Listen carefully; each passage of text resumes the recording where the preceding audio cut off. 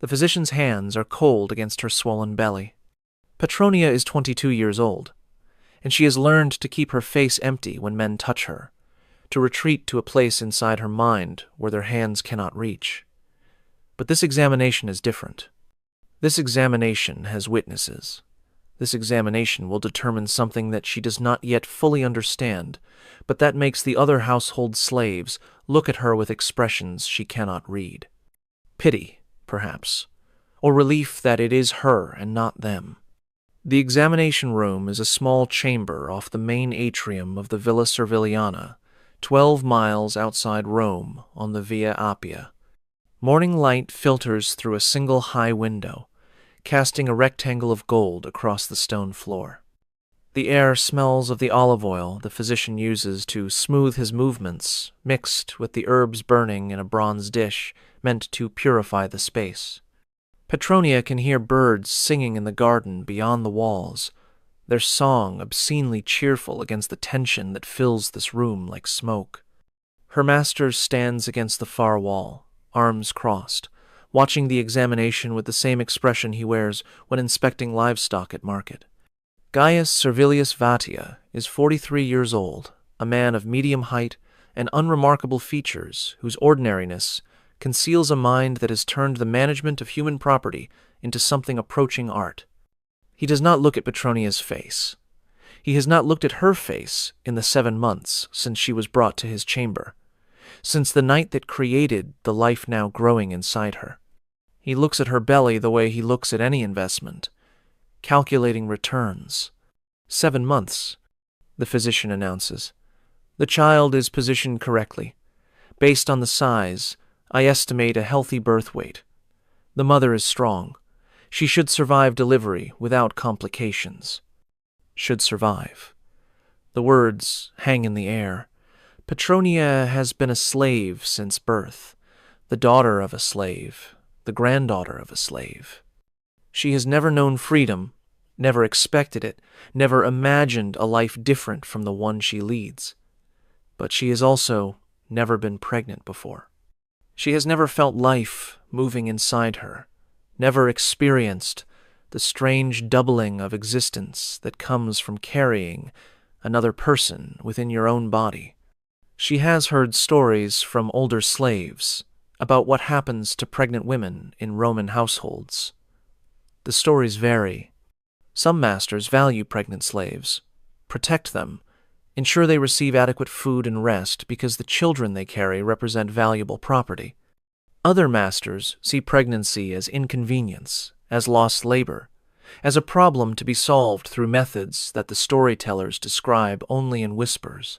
She does not know which kind of master Gaius Servilius Vatia is. She has been in this household for only 18 months, purchased at auction after her previous owner's death dissolved his estate. She knows that Vatia is methodical, that he keeps detailed records of every slave's productivity, that he makes decisions based on numbers rather than emotion. She knows that he visits certain female slaves at night, that he has fathered multiple children within this household, that those children occupy positions she does not fully understand in the complex hierarchy of Roman slavery. What she does not know is what will happen to the child she carries. What will happen to her? The question, Vatia says, speaking for the first time since the examination began, is whether the investment justifies the cost. The physician nods, as if this is a reasonable framework for discussing a human life.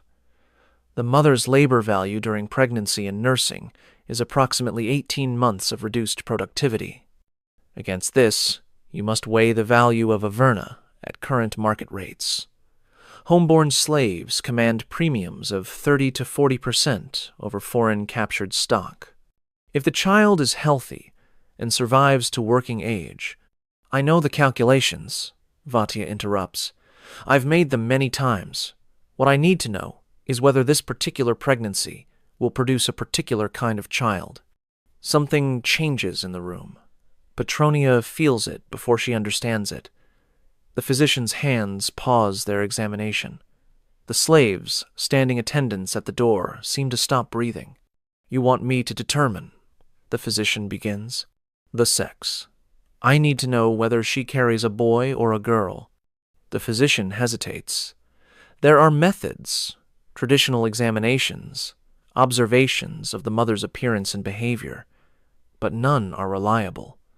The gods alone know. The gods are not managing my household accounts, Vatia says. Tell me your best assessment. The physician looks at Petronia's belly, at her face, at the way she carries the weight. He checks her pulse, examines her eyes, asks her questions about her cravings and her dreams. The examination takes another 15 minutes, while Petronia stands motionless, trying not to think about what the answer might mean. Based on the traditional indicators, the physician finally says, I believe she carries a female. Vatia's expression does not change, but something shifts in his posture, a subtle relaxation that Petronia recognizes as satisfaction. He had hoped for this answer. A female child means something to him that a male would not. Good, he says. Continue monitoring her through delivery. I want weekly reports on her condition. Ensure she receives adequate nutrition, but do not coddle her. I need her back at full productivity within 3 months of birth. He turns and walks out of the room without another glance at Petronia. The physician begins packing his instruments.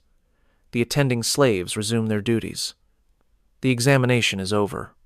But Petronia remains standing where she was told to stand, one hand resting on the curve of her belly, wondering why her master wants a daughter, wondering what plans he has already made for a child not yet born, wondering whether the life inside her is a blessing or a curse, an opportunity or a sentence. She will learn the answers to these questions over the coming months. She will learn things about Roman slavery that the histories preferred not to record, that the marble monuments and heroic statues chose to ignore, that the civilization still celebrated as the foundation of Western law built its wealth upon, while pretending it did not exist.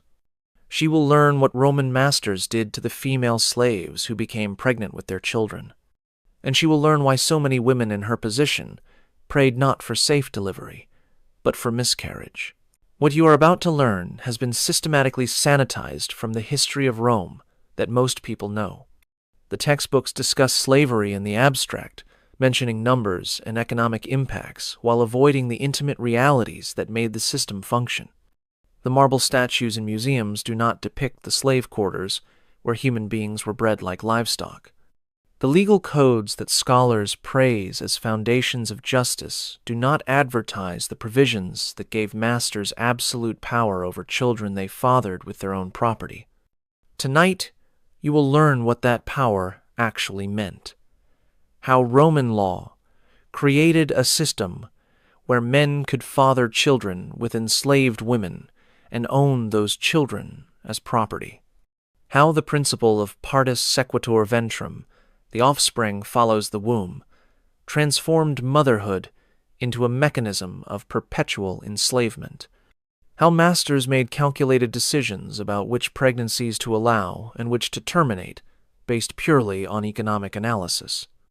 You will learn about the verni, the homeborn slaves who were considered more valuable than foreign captives because they had been conditioned from birth to accept their status.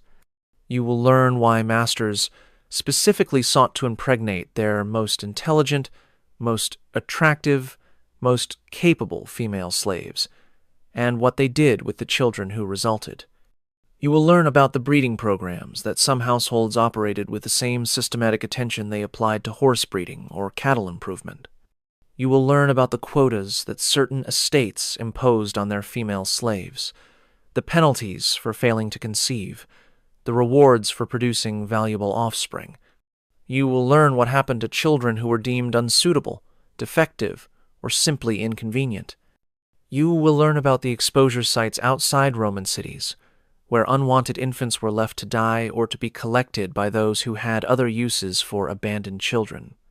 You will learn why some masters forced pregnant slaves to abort, while others forbade abortion under penalty of severe punishment, and how both policies served the same underlying logic of human beings as property.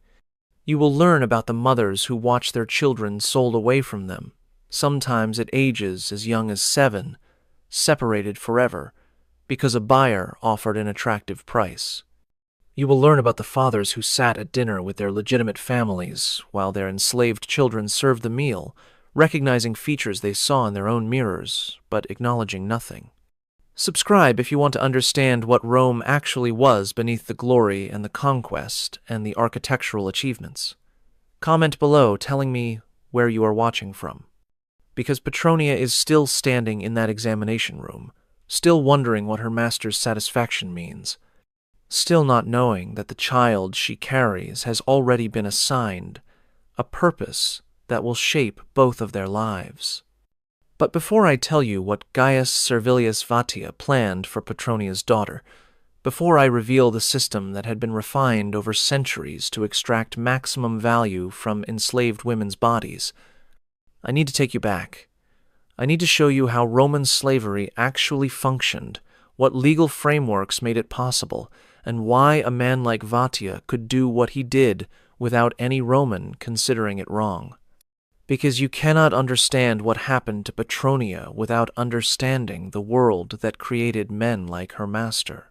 Roman slavery was not an accident or an aberration.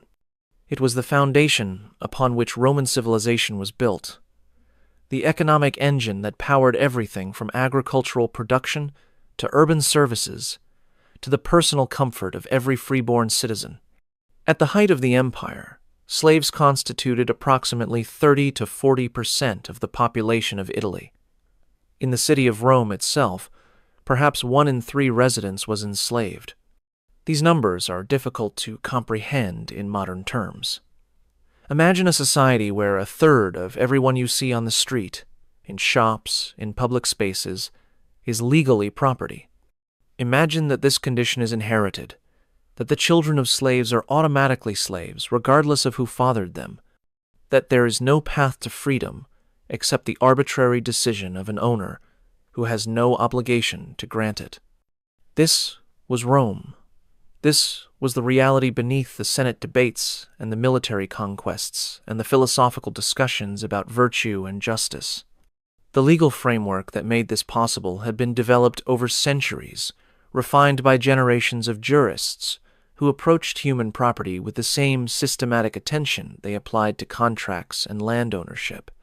Roman law distinguished between different categories of property: res mancipi, things that required formal transfer procedures, included land, beasts of burden, and slaves. The very language classified human beings alongside oxen and mules, items of agricultural equipment that happened to be capable of speech. Within this framework, the principle of partus sequitur ventrum established that children inherited their mother's status at the moment of birth. If the mother was free, the child was free regardless of the father's status. If the mother was enslaved, the child was enslaved regardless of the father's status. This single principle created the conditions for everything that followed. Consider what this meant in practice. A Roman citizen, a man of wealth and status, could father a child with an enslaved woman in his household. That child would be born into slavery. That child would be his property. He could sell that child, give that child away, punish that child, use that child for labor or for other purposes, all without legal consequence. The child's mother had no rights. The child had no rights. The father's relationship to his own offspring was not that of parent to child, but of owner to property. This was not a loophole or an unintended consequence. This was the system working exactly as designed. Roman masters understood the implications perfectly. They recognized that enslaved women's reproductive capacity represented a source of value independent of their labor. A healthy female slave of childbearing age was worth more than a comparable male slave because she could produce new slaves, increasing the master's wealth without requiring additional purchase. This economic logic drove behavior throughout Roman society. Masters who had no personal interest in their female slaves nonetheless ensured those slaves became pregnant, either by providing access to male slaves or by using them personally. The children produced were assets on the household ledger, recorded alongside furniture and livestock and land. The term for home-born slaves was vernae, and they commanded significant premiums in Roman slave markets. A verna had advantages over a slave captured in warfare or purchased from foreign traders. Vernae had been raised within Roman households, trained from infancy in Roman customs and expectations. They knew no other life. They had no memories of freedom to make them restless, no language or culture that might connect them to identities beyond their enslavement. Vernae were, in modern terms, institutionalized from birth. They were the most compliant, the most efficient, the most valuable form of human property that Roman markets offered. And so masters bred them deliberately. The household of Gaius Servilius Vatia was not unusual in this respect. What made Vatia unusual was the systematic attention he brought to the practice, the records he kept, the calculations he performed. Where other masters bred slaves casually, according to opportunity and impulse, Vatia approached reproduction with the same analytical rigor he applied to his other investments. He had inherited the Villa Serviliana from his father, along with approximately 80 slaves who worked the agricultural estate and maintained the household. Within 5 years, he had increased this number to 120, not primarily through purchase, but through what he called natural increase.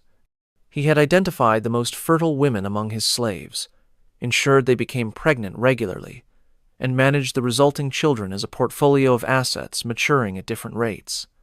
His records, fragments of which survived in documents that later scholars found too distasteful to examine closely, reveal the mind behind the method. He tracked each pregnancy from conception to delivery. He noted the father, whether himself or a male slave he had selected for desirable characteristics.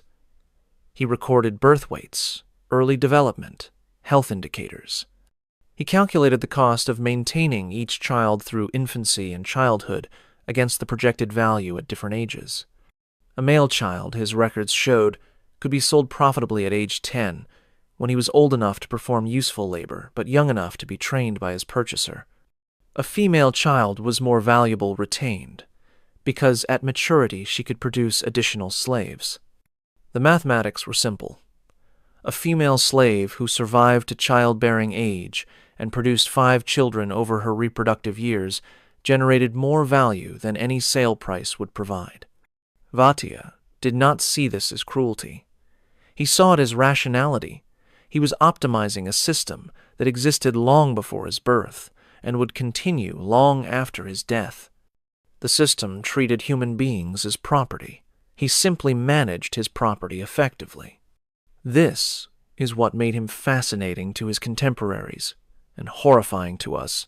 Not exceptional evil, but exceptional competence in a system that was itself evil. The banality of his approach, the business-like language of his records, the complete absence of any recognition that his property might have feelings or preferences or rights, these reveal more about Roman slavery than any account of exceptional cruelty could. Vatia was not a monster by Roman standards. He was a successful businessman. The slaves he owned were well fed because malnourished slaves were less productive. They were housed adequately because sick slaves required expensive treatment or replacement. They were not beaten capriciously because injured slaves could not work. By every metric Romans used to evaluate slave management, Vatia was a model master. His slaves were healthy. His estate was profitable. His methods were studied by neighbors, seeking to improve their own operations. And those methods included the systematic impregnation of female slaves, the careful tracking of their reproductive output, and the calculated decisions about which children to keep, which to sell, and which to dispose of. This was the man who owned Petronia. This was the system into which her child would be born. Now, let us return to Petronia, still standing in the examination room, still processing what she has just heard. The physician's verdict, that she likely carries a female child, has produced a reaction in her master that she does not understand. Satisfaction, even something approaching pleasure. But why would Vatia specifically want a daughter from her? What value does a female child have that would produce that reaction? She learns the answer over the following weeks, in fragments and whispers, as other slaves share what they know about the master's methods. He has plans for the girls. An older woman named Horatia tells her one evening in the slave quarters. Horatia has been in this household for 30 years, has watched 3 owners come and go, has survived by making herself useful and keeping her observations to herself. She speaks to Petronia because Petronia asked, and because Horatia remembers what it was like to be young and pregnant and terrified. What kind of plans? Horatia looks around to ensure they are not overheard. The master keeps the female children born to certain mothers, the mothers with good features, good intelligence, good health. These children are raised carefully, trained in specific skills, prepared for specific purposes. What purposes? When they reach maturity, he sells them to wealthy households in Rome, not as common laborers, as something else. Horatia pauses, weighing how much to say. The buyers pay premium prices for young women who are beautiful, educated, trained in music and conversation, prepared to serve as companions. Do you understand what I am telling you? Petronia understands. She feels ice spreading through her chest, despite the warmth of the evening. He breeds them for that? He selects mothers who will produce daughters with particular qualities. You are beautiful, Petronia. You are intelligent. You learn to read, which few slaves bother with. You carry yourself well. Your child will inherit these things. Your daughter will be raised to become valuable in ways that common slaves are not. And then sold to be whatever her buyer wants. Yes. Petronia's hands move to her belly, cradling the life she carries. For months she has wondered about this child, imagined what her daughter might become, allowed herself moments of something almost like hope. Now she understands that her daughter's future has already been determined, that Vatia's satisfaction reflected not paternal pride, but commercial calculation, that the child she will bring into the world has been categorized as a particular type of investment before taking her first breath. What happened to your children? Petronia asks Horatia. She knows that the older woman has been pregnant multiple times over her 30 years in slavery. She does not know what became of those pregnancies. Horatia's face changes. The careful neutrality that slaves cultivate to survive is replaced, briefly, by something raw. I had 6, she says. The first 2 were boys. They were sold when they turned 10. I do not know where. The third was a girl. She was not right. Something wrong with her mind. She was exposed on the 3rd day. Exposed. The Roman practice of abandoning unwanted infants outside the city walls, leaving them to die of exposure, or to be collected by those who made use of such children. Legal, common, unremarkable. The 4th was a boy, strong, healthy. The master kept him for labor here. He works in the fields now. I see him sometimes. He does not know I am his mother. He was taken from me at weaning and raised in the children's quarters. I was not permitted to tell him. And the others? 2 more girls. Both were selected for the special training. Both were sold to households in Rome when they reached 18. I do not know what happened to them after that. I am not supposed to ask. I am not supposed to remember that they exist. Horatia meets Petronia's eyes with an expression that contains decades of accumulated grief, compressed into something hard and cold and survivable. Your daughter will be trained and sold. This is certain. What is not certain is what you can do about it. Probably nothing. The master's plans are the master's plans. But you should know what is coming. You should have time to prepare yourself, because the hardest part is not the pregnancy or the birth or even the separation. The hardest part is continuing to exist afterward, knowing what was done to someone who came from your body, and knowing that you could not prevent it. Petronia absorbs this information in silence. She does not cry. She has learned, as all slaves learn, that tears accomplish nothing and risk drawing unwanted attention. She simply files this knowledge alongside everything else she knows about her situation, adding it to the calculations she has been making since she first understood that the life growing inside her would complicate everything. That night, alone in the darkness of her sleeping cell, she allows herself to think about alternatives. She could attempt to end the pregnancy. There are herbs that some slave women know about, methods passed down through generations of women who found themselves carrying children they could not protect. But these methods are dangerous, often deadly, and if she survives and Vatia discovers what she has done, the punishment would be severe.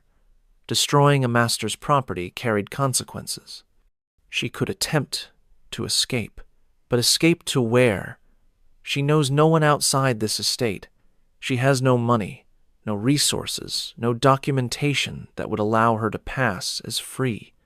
Escaped slaves were hunted, captured, returned to their owners for punishment, or sold to new owners who would ensure they never attempted escape again. She could attempt to kill herself. Some pregnant slaves did, preferring death to bringing children into slavery. But Petronia finds that she wants to live. Despite everything, despite what she now knows about her daughter's future, she wants to see her child, to hold her, to have whatever time they will be allowed together before separation comes. She could accept the situation, cooperate, make herself useful, hope that her compliance earns her small privileges, perhaps the chance to see her daughter occasionally as she grows, perhaps even some influence over the child's training and preparation. This is what most slave women did. This is what the system was designed to produce: acceptance, cooperation, the channeling of maternal instinct into compliance rather than resistance. Petronia is not certain what she will do. She has 7 more weeks before the child arrives, 7 weeks to observe and think and plan. She will use that time. But she already knows one thing with absolute certainty. She will remember. Whatever happens to her daughter, whatever Vatia does, whatever the future holds, she will remember that a child was taken from her and used for someone else's profit. She will remember the name of the man who did it. She will remember every detail of this system that treats human beings as breeding stock. And if she ever has the opportunity to do something with that memory, she will take it. The Roman legal system that enabled masters like Vatia to treat enslaved women as reproductive resources was not created by accident. It was built deliberately over centuries, refined by some of the ancient world's most celebrated legal minds, codified in texts that Western civilization would later claim as foundations of justice and rights. The principle of partus sequitur ventrum appears in the earliest Roman legal sources, suggesting that it was already established by the time Romans began recording their laws. The principle solved what lawmakers saw as a practical problem: how to determine the status of children born to parents of different conditions. By tying a child's status to the mother rather than the father, the law created clarity where ambiguity might otherwise exist. But the principle also created something else, a system where the children of enslaved women were automatically enslaved, regardless of paternity, providing masters with both reproductive access to their property and ownership of any offspring that resulted. Roman jurists discussed this principle extensively, not to question its justice, but to clarify its applications. What if a free woman was enslaved during pregnancy? The child would be free because status was determined at conception when the mother was still free. What if an enslaved woman was freed during pregnancy? The child would be free because status was determined at birth when the mother was free. What if an enslaved woman was briefly freed and then re-enslaved before giving birth? The child would be free, because any moment of maternal freedom during pregnancy was sufficient to transmit freedom to the child. These discussions reveal minds capable of extraordinary analytical precision, applied to questions that assume the fundamental legitimacy of owning human beings. The jurists were not troubled by the existence of slavery. They were troubled only by edge cases that might create uncertainty about property rights. The same analytical precision applied to the reproductive capacity of enslaved women.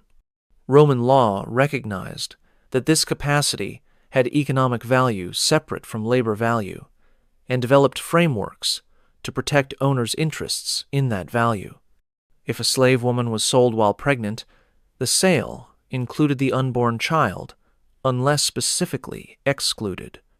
If a slave woman was given as security for a debt, her children born during the debt period belonged to the creditor, unless the debt was repaid. If a slave woman was jointly owned by multiple masters, her children were divided among them according to their ownership shares. The language of Roman legal texts discusses these matters with the same tone used for livestock breeding. The terms are agricultural, the framework is commercial. The humanity of the women and children involved is not legally relevant. This legal framework created the conditions for practices that modern observers would recognize as systematic reproductive exploitation. Masters could use enslaved women sexually without consequence because the women were property and property cannot be wronged. Masters could force enslaved women to become pregnant through selected partners because managing livestock reproduction was a normal aspect of property management. Masters could separate children from mothers because property can be divided and transferred according to owner preferences. The children born into this system, the vernae, occupied a legal category that was simultaneously clear and horrifying. They were property from the moment of birth. They had no parents in the legal sense, only owners. The women who bore them had no maternal rights, only duties to their masters. The men who fathered them had no paternal obligations, only property interests. A master who fathered a child with his own slave faced no legal consequences and owed no duties to either mother or child. He could acknowledge the relationship or deny it, support the child or sell it, keep the family together or separate them according to his preferences. The decision was entirely his, constrained only by economic calculations about which choice would be most profitable. Some masters did acknowledge their enslaved children, treating them with something approaching paternal affection, sometimes eventually freeing them and providing for their education and careers. Roman history records numerous instances of successful individuals who began life as vernae, freed by their master fathers and given opportunities that allowed them to rise in Roman society. But these instances were exceptions, notable precisely because they departed from the norm.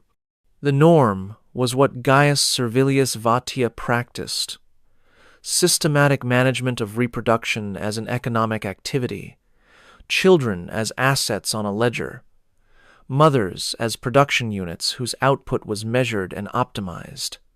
And the norm included practices that went beyond simple exploitation into active cruelty, practices that the legal system not only permitted, but implicitly encouraged.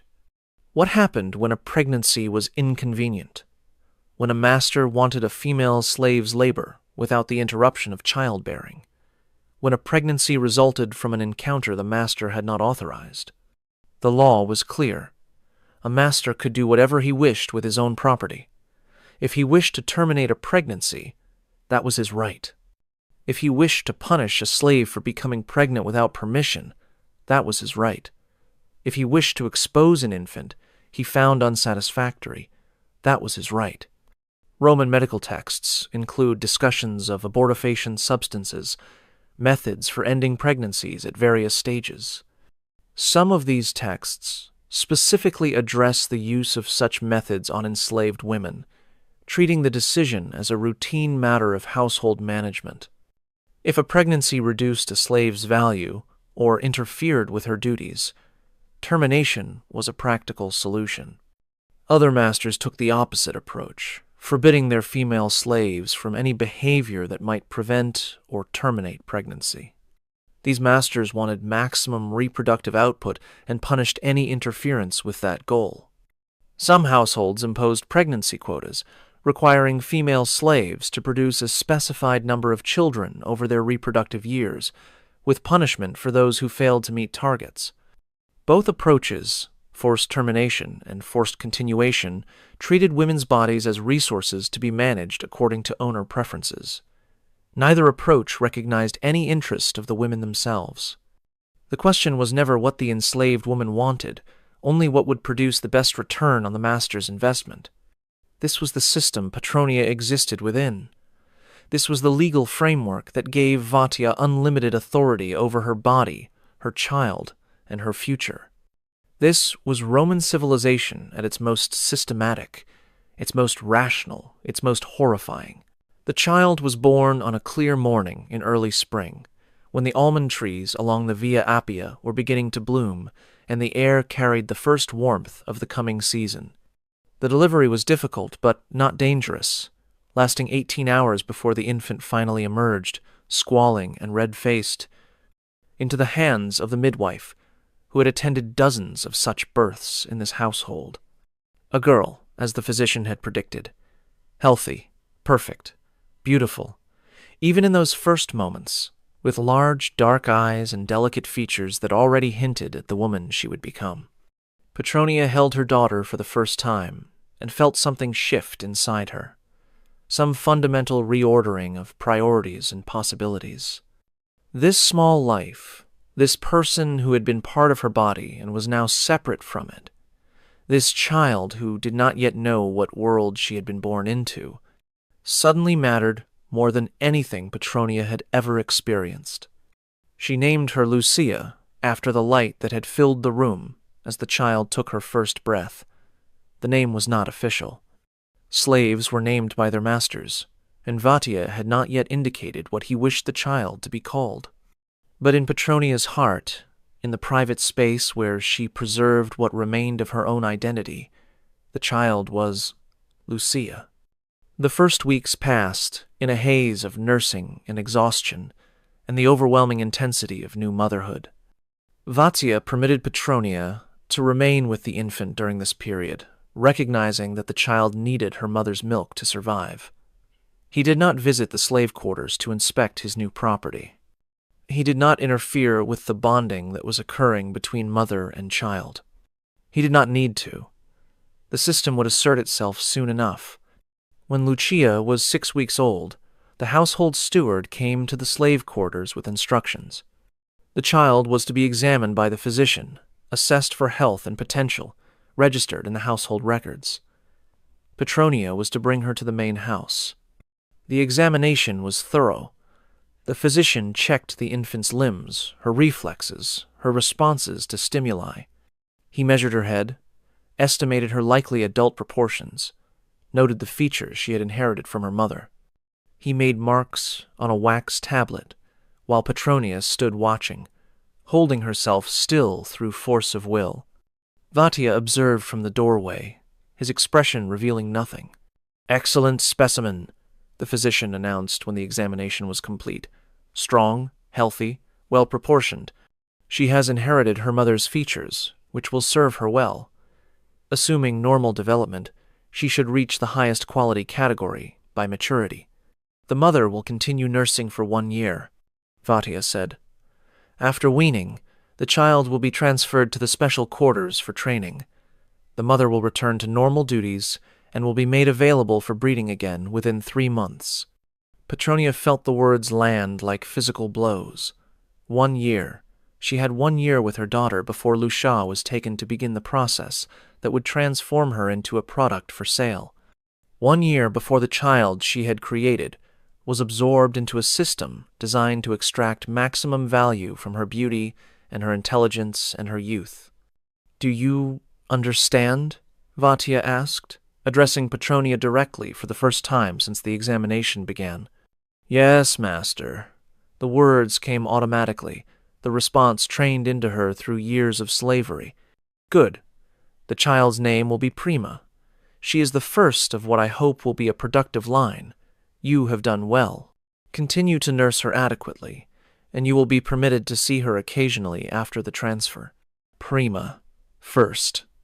A name that reduced her daughter to a position in a sequence, the first of however many children Petronia would be required to produce, the first entry in a breeding program designed to generate beautiful, intelligent, trained young women for sale to wealthy Romans. Petronia carried her daughter back to the slave quarters, holding Lucia, holding Prima, holding this small life that was already being shaped by forces neither of them could control. She had 1 year, 365 days, perhaps 3,000 waking hours with her child before separation. She would use every one of them. The year passed faster than Petronia could have imagined. The days blurred together, an endless cycle of nursing and tending and watching her daughter develop from a squalling infant into a curious, observant child who seemed to understand more than a child her age should understand. Lucia was not yet a year old when she first demonstrated the intelligence that had made her mother valuable and would make her even more so. She watched faces with uncanny attention, tracking expressions and responses as if cataloging them for future reference. She learned to recognize individual household members, lighting up when Petronia appeared and going still and watchful when strangers entered the slave quarters. She did not cry unnecessarily. She seemed to understand, even at that young age, that attention could be dangerous, that silence was often safer than noise. Petronia taught her what she could during their time together. She whispered stories at night, tales from the Greek traditions that educated slaves sometimes preserved, myths of gods and heroes and women who found ways to survive impossible situations. She sang songs that her own mother had sung to her, melodies passed down through generations of enslaved women who had nothing to give their children except memories and music. She taught her the word for love in 3 languages. She taught her the word for mother. She taught her that she was wanted, that she was precious, that someone in the world valued her as more than property. She knew these lessons would be systematically erased in the training that followed. She knew that Lucia would be taught to forget her mother, to suppress any attachment that might complicate her function as a product for sale. She knew that all her efforts might accomplish nothing. She taught her anyway, because doing something was better than doing nothing, because the teaching was as much for herself as for her daughter, because she needed to believe that some trace of their connection might survive what was coming. The day of separation arrived with brutal clarity. No warning, no preparation, no opportunity for farewell. Guards appeared at the slave quarters at dawn, collected the child from Petronia's arms while she was still groggy with sleep, and carried Lucia away before the screaming could begin. Petronia screamed anyway. She screamed until her voice gave out, until the other slaves restrained her to prevent self-injury, until the household steward arrived with a whip and applied it until she stopped.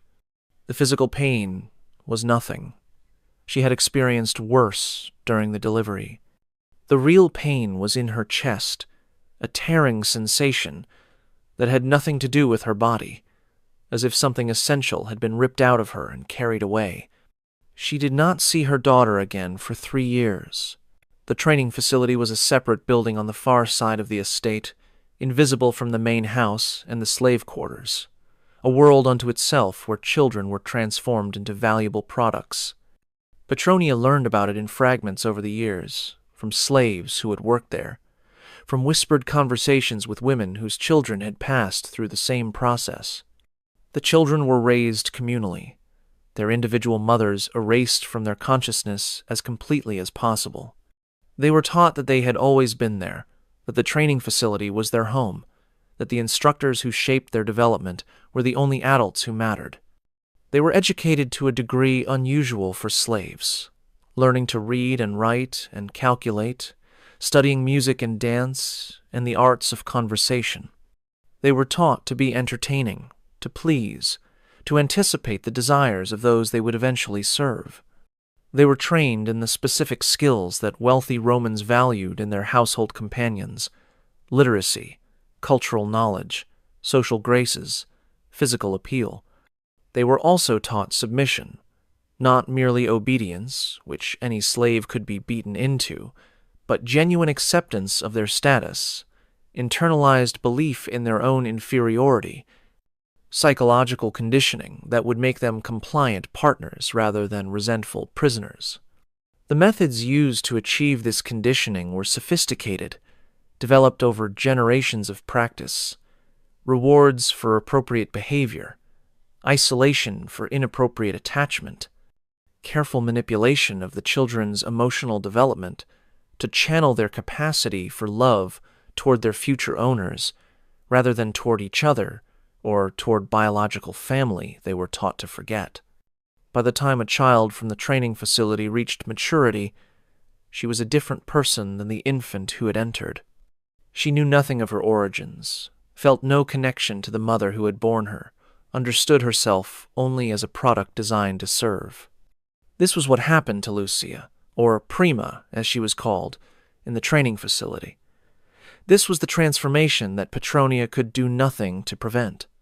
But Petronia was not entirely powerless. Over the 3 years following separation, she found ways to learn about her daughter's progress. She cultivated relationships with slaves who worked in the training facility, trading favors and information, building a network of contacts who would tell her how Lucia was developing. The reports were mixed. Lucia was intelligent, exceeding the educational targets for her age group. She was beautiful, her features maturing in ways that promised exceptional value at sale. She was skilled at music, showing particular talent for the lyre, which would make her more attractive to cultured buyers. But she was also difficult. She asked questions that the instructors found troubling, questions about her origins, about the world beyond the facility, about why things were the way they were. She formed attachments to other children that had to be broken through isolation. She showed signs of independent thought that the training was designed to eliminate. The instructors called these qualities defects. They applied additional conditioning to suppress them. They reported to Vatia that the child might require extended training to reach appropriate compliance levels. Petronia heard these reports and felt something complicated: grief that her daughter was suffering, pride that Lucia was resisting, fear that continued resistance would bring worse consequences. She began planning again, thinking about possibilities that had seemed impossible 3 years earlier. She was older now, more experienced, better connected within the household's slave community. She understood the system more completely, had identified its weaknesses, had found others who shared her quiet hatred of what their lives had become. She could not rescue her daughter directly. She was still a slave, still property, still subject to a master's unlimited authority. But she could perhaps influence events.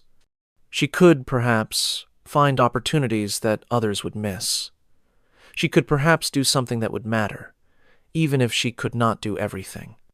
The plan that eventually formed was not dramatic. It did not involve escape or violence or any of the actions that slaves sometimes attempted in desperation. It involved something more subtle: the manipulation of economic interests, the exploitation of Vatia's own methods against him. Petronia had learned, over years of observation, how her master made decisions.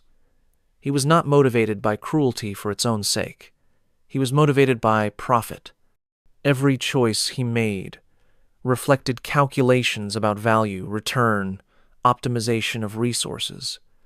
If she could change those calculations, she might be able to change his decisions. The opportunity came when Lucia was 7 years old enough to be evaluated for potential sale value, young enough that the sale itself was still years away. A buyer had expressed interest in the training facility's products. Not an ordinary buyer, but a representative of one of Rome's wealthiest households, seeking a specific type of acquisition for a specific type of purpose. The representative had heard of Vatia's operation, the quality of his products, the premium prices his trained slaves commanded. He wanted to inspect the current inventory and potentially place an advance order. Petronia learned of this visit through her network 3 days before it occurred. She learned that Lucia, now called Prima, was among the children who would be presented for evaluation. She learned that the buyer was particularly interested in intelligent children who showed musical talent, that Lucia's profile matched exactly what he was seeking. She learned, in other words, that her daughter might be sold within the year to a household in Rome, disappearing forever into a life that Petronia could not follow or observe or influence in any way. She had 3 days. The plan she developed was simple in concept, complex in execution. It required her to reach Lucia before the inspection, to communicate something that would affect how her daughter presented herself, to trust that a 7-year-old child she had not seen in years would understand and act on information delivered by a stranger. It required her to risk everything on a possibility that might accomplish nothing. She took the risk. The night before the inspection, Petronia bribed a slave who worked in the training facility to deliver a message. The message was brief, carefully worded to avoid revealing its source or purpose to anyone who might intercept it. It said, "Your mother remembers your true name. Be difficult. Be troublesome. Make them think you are defective. This is how you survive." She did not know if Lucia would receive the message. She did not know if Lucia would understand it. She did not know if understanding would lead to action, or if action would produce the result she intended. She only knew that she had done something, that she had tried, that she had refused to accept her helplessness completely.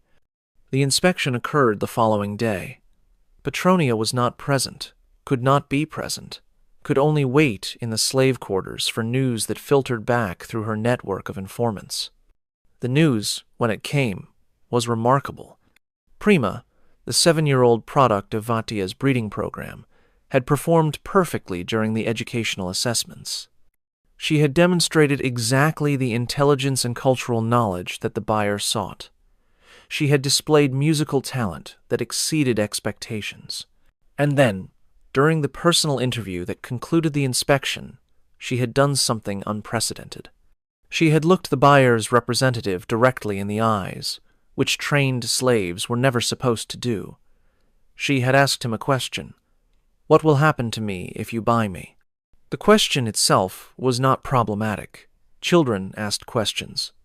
But the way she asked it, with clear awareness of her situation and its implications, with a directness that suggested thought rather than training, disturbed the representative. He noted in his report that the child showed signs of independent cognition that might prove difficult to manage, that she might not adapt well to household service, that her intelligence could become a liability rather than an asset if not properly controlled. He recommended against purchase. He suggested that Vatia invest additional resources in conditioning to eliminate the problematic traits before attempting to sell. When Vatia received this report, he was furious. A sale that should have been straightforward had been disrupted by defects in the product. His breeding program had produced a specimen that was simultaneously too intelligent and too aware, valuable in some dimensions and unmarketable in others. He ordered intensified conditioning. He demanded that the training facility break whatever capacity for independent thought still remained in the child. But he did not sell her. Not immediately. Not to this buyer, or the next one, or the one after that. Each time Lucia was presented for sale, something went wrong. A question at the wrong moment. A glance that suggested thoughts a slave should not have. A hint of personality beneath the trained compliance. The buyers passed. The sales failed. Lucia remained in the training facility, subjected to increasingly harsh conditioning, but remaining, surviving, not disappearing into Roman households where Petronia could never find her. Years passed. Petronia continued sending messages when she could, brief encouragements, reminders that someone remembered her true name. instructions to continue resisting in ways subtle enough to avoid severe punishment but obvious enough to discourage purchase. And Lucia, somehow, understood. She walked a line between compliance and resistance, appearing obedient enough to avoid the worst consequences, while maintaining just enough difficulty to make buyers hesitate. She survived childhood in the training facility. She reached adolescence, then young adulthood, still unpurchased, still present, still somewhere Petronia could receive occasional word about her welfare. By the time Lucia turned 18, Vadia faced a problem his system was not designed to handle. He had invested years of resources in a product that refused to become fully marketable. He had applied every conditioning technique available, and still she retained some core of self that potential buyers sensed and avoided. His records showed a loss on the investment. His calculations indicated that continued retention was economically irrational. His methods suggested disposal. But disposal of an 18-year-old woman who was healthy, beautiful, and capable was not simple. Exposure was for infants. Execution required justification he could not provide. Sale at reduced prices would damage his reputation as a producer of premium products. He was trapped by his own system, holding property he could neither use nor discard without cost. And Petronia, now 40 years old, still enslaved, still observant, still planning, saw an opportunity that 17 years of patient resistance had finally created. The opportunity came through an unexpected source: Vatia's legitimate daughter, a woman named Servilia, who had married into a prominent Roman family and who sometimes visited her father's estate with her husband and children. Servilia was not cruel by the standards of her class. She treated the household slaves with the casual indifference that Roman aristocrats considered appropriate, not harsh, not kind, simply unaware of them as persons with inner lives. But she had one characteristic that Petronia had identified and cultivated over years of careful observation. Servilia was competitive. She competed with other aristocratic women for social status, for the quality of her household, for the elegance of her entertainments. She competed with her husband's sisters, with her own relatives, with women she had known since childhood. Every aspect of her public presentation was a battlefield where victory meant recognition and defeat meant invisible diminishment.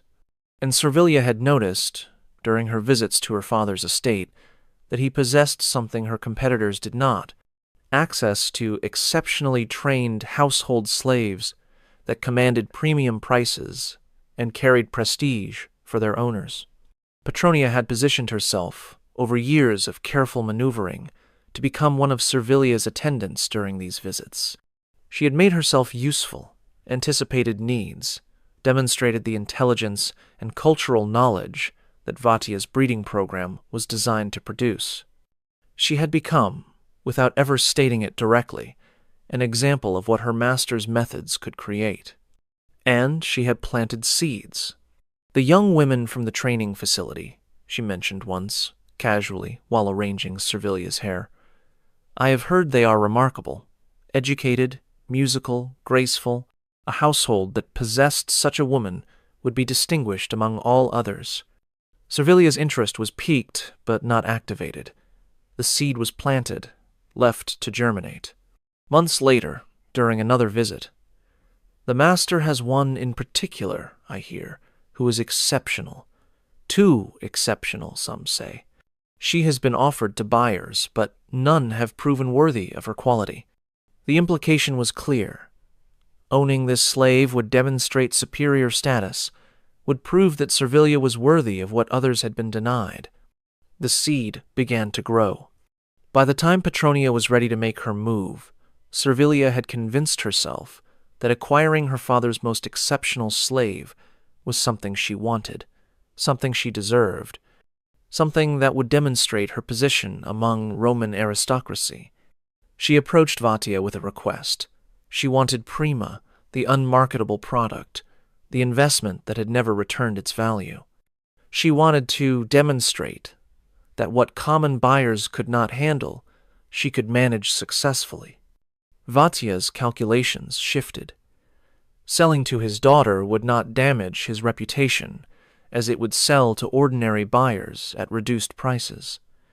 He would receive something rather than nothing for his failed investment. He would please his daughter, which had political value within his family network. He agreed. Prima was sold to Servilia, transferred from the training facility to Servilia's household in Rome, removed from Vatya's estate entirely. But Petronia had not finished. In the negotiations that accompanied the sale, she found a way to insert herself into the arrangement. She suggested to Servilia, subtly, that a slave from the same source might help manage the transition, might help the new acquisition adapt to household service, might serve as an example of successful integration. Servilia, who had found Petronia useful, agreed to purchase her as well. For the first time in 17 years, Petronia and her daughter would live in the same household. The reunion was not what Petronia had imagined during the years of separation. Lucia did not recognize her. The conditioning, though incomplete, had been effective enough to erase memories of infancy, to sever the conscious connection between the young woman she had become and the mother who had carried her. They met as strangers, two slaves in a new household, assigned to duties that occasionally overlapped but did not require close interaction. Petronia could see her daughter daily, could watch her from across rooms, could hear her voice and observe her movements, but could not simply reveal the truth and expect it to be understood. The truth required preparation. It required trust. It required time that they might or might not have. Petronia was patient. She had been patient for 17 years. She could be patient longer. She began with small kindnesses, favors that slaves in a household sometimes exchange, gestures that created obligation and connection without revealing their source. She helped Lucia navigate the complexities of the new household, offered advice that proved useful, demonstrated reliability that earned gradual trust. Months passed. The relationship developed from strangers to acquaintances to something approaching friendship, the kind of bond that sometimes formed between slaves who recognized something in each other that transcended their condition. Only then did Petronia begin to tell the truth. Not all at once, not directly, but in fragments, in stories that might have been about someone else, in questions that prompted Lucia to remember things she thought she had forgotten. "Do you know the Greek myths?" Petronia asked one evening, when they were alone and unobserved. The story of Demeter and Persephone, the mother who searched the world for her stolen daughter. "I learned it in training," Lucia said. "It was part of the cultural curriculum. What did you think of it?" Lucia was quiet for a moment. "I thought it was sad. The separation, the searching, the impossibility of truly recovering what was lost. But Persephone was recovered in the end. Not completely, not as she had been. But mother and daughter found each other again. In the myth. But myths are just stories we tell about what we wish were possible." Petronia paused, weighing her next words. "What if I told you a story about a different mother and daughter? A story that is not a myth?" Lucia looked at her with the sharp attention that years of training had honed into a survival skill. "What story?" And Petronia told her. Everything. The pregnancy, the examination, the year they had together, the separation, the messages, the years of waiting, the plan that had brought them both to this household. She told her daughter who she was. The silence that followed was long and complex. Lucia's face moved through expressions that Petronia could not fully read, emotions processing beneath the surface that the training had taught her to hide. "You are my mother," Lucia finally said. It was not a question. "I am. You have been planning this for 17 years. Longer, since before you were born, since the moment I understood what would happen to you. Why did you not rescue me sooner? Why did you not escape? Take me with you. Find some way." "There was no way. I am a slave. You are a slave. We are property. The only power I had was patience and the ability to understand the system well enough to manipulate it. And now? Petronia reached out and touched her daughter's face, the first intentional contact since the separation, the first time she had touched Lucia as her mother rather than as a stranger. Now we are together. Now we can face what comes as family rather than alone. Now you know that someone has always loved you, has always remembered you, has always been working to find you. That is not freedom, Lucia said. We are still slaves. We are still property. We are still subject to whatever our owner decides. I know, but it is something. It is more than we had before, and perhaps together we can find ways to make it more still. Lucia did not respond immediately. When she did, her voice carried something new, something that had not been present in the trained compliance she had worn like armor. Tell me about your plan, she said. Tell me what comes next. What came next was not escape or freedom or any dramatic transformation of their circumstances. What came next was something smaller and larger simultaneously, the construction of a life within the constraints that still bound them. Petronia and Lucia became known in Servilia's household as exceptionally valuable slaves, their intelligence and capability making them indispensable to daily operations. They rose in the household hierarchy, acquiring responsibilities and privileges that common slaves did not enjoy. They earned positions of trust that gave them access to information and influence beyond what their status should have allowed. They also earned something else: the opportunity to help others. The household included other slaves, including other women who had been bred and sold, other mothers separated from children, other victims of the system that had shaped Petronia's life. Together, mother and daughter began building networks, sharing information, creating connections that transcended individual households.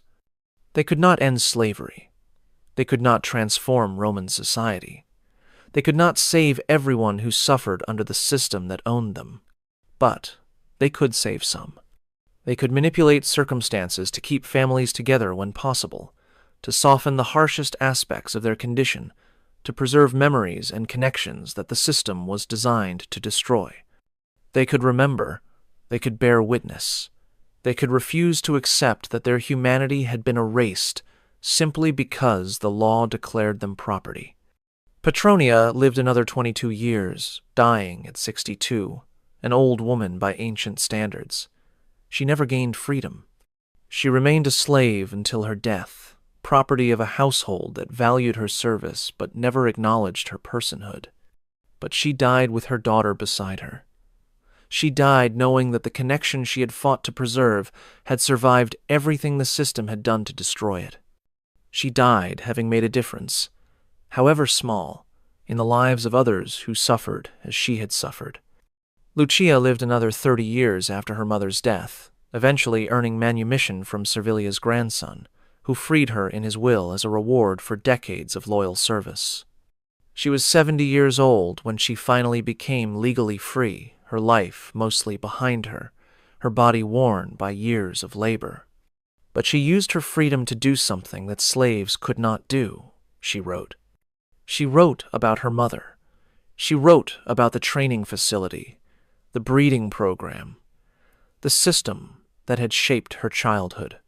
She wrote about what Roman masters did to female slaves who became pregnant, the calculations and cruelties, the children bred and sold, the mothers whose grief was not legally recognized because property cannot grieve. Her account did not survive in its original form.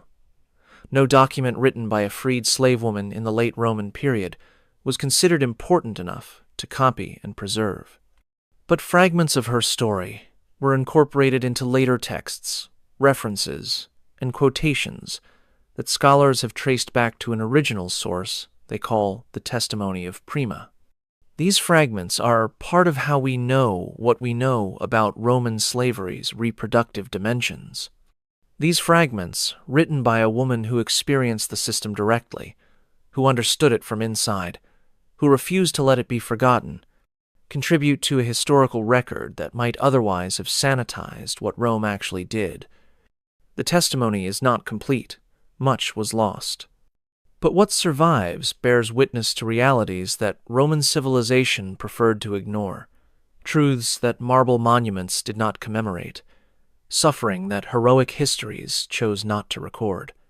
Petronia's name does not appear in any surviving text.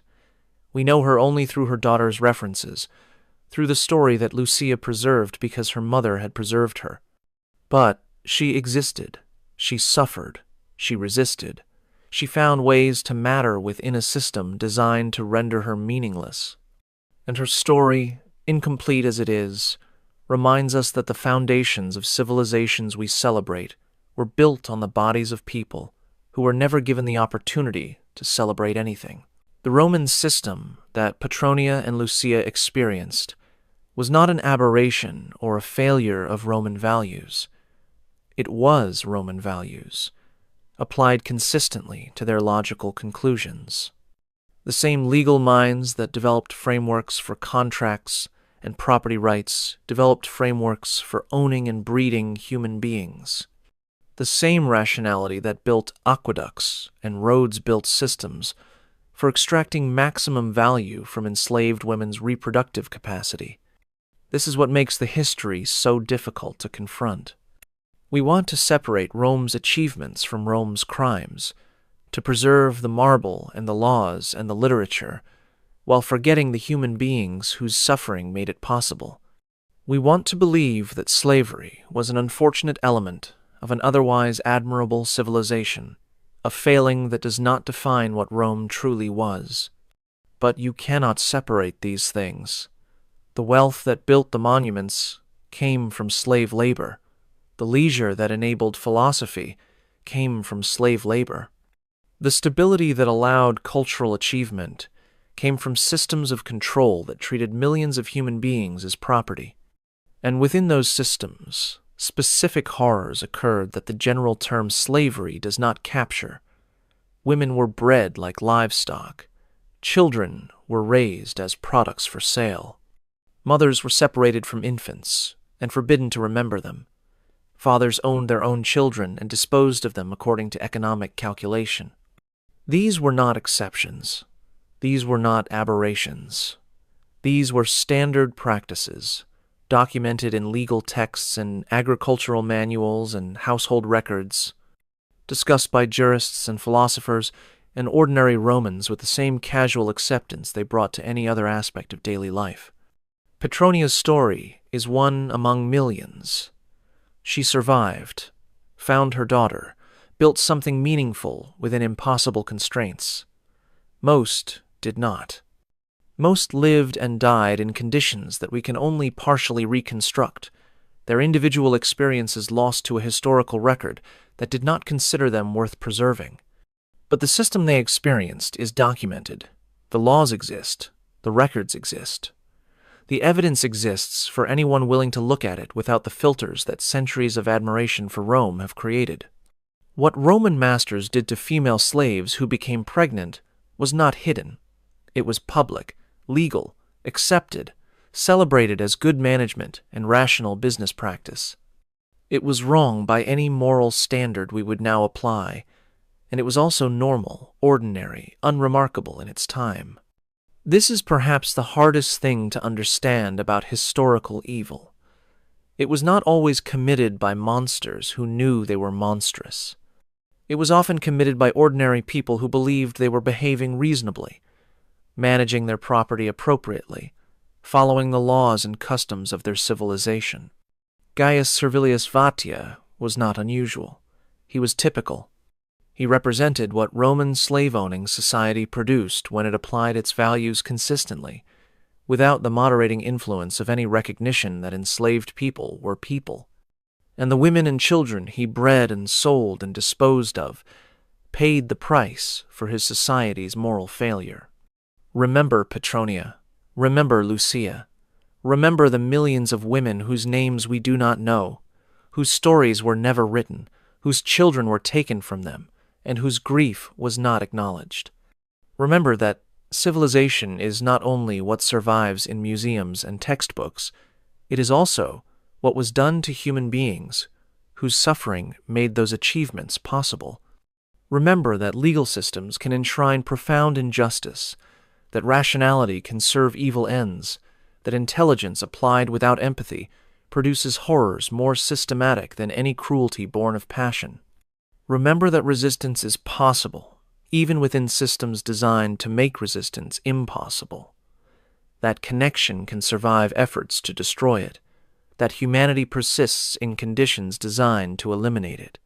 Remember that the women who bore children into slavery loved those children, wanted to protect them, grieved when they were taken, never stopped hoping for reunion, even when hope was irrational. Remember that they were people. Subscribe if you want more histories that look at the past without the filters of celebration and admiration.